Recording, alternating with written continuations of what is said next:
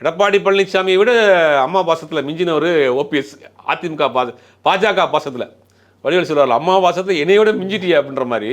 இன்னைக்கு எடப்பாடி பழனிசாமி அதிமுகவோட எவ்வளோ நெருக்கமாக இருக்கிறாரோ, அவர் அதை விட பல மடங்கு அதிமுக பாஜகவோட நெருக்கமாக இருந்தவர்.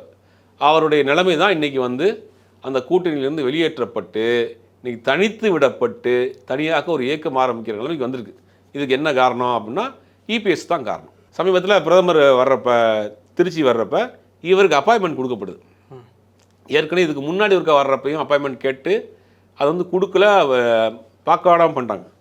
இந்த முறை அப்பாயின்மெண்ட் கொடுக்கப்பட்டு காலையில் கொடுக்கப்பட்ட பிறகு சாயங்காலம் அதை கேன்சல் பண்ணப்படுது. காலையில் கொடுத்துட்டாங்க. ஒரு முன்னாள் முதலமைச்சர், சட்டமன்ற உறுப்பினராக இருக்கார், அமைச்சராக இருந்தவர், அதிமுக பிஜேபியினுடைய தீவிர விசுவாசி, என்ன சொன்னாலும் கேட்கக்கூடியவர். அவருக்கு காலையில் கொடுக்கப்பட்டு சாயங்காலம் அவர் வெளியில் வர்றார். பதவி இல்லை, அப்பாயின்மெண்ட் கிடையாது.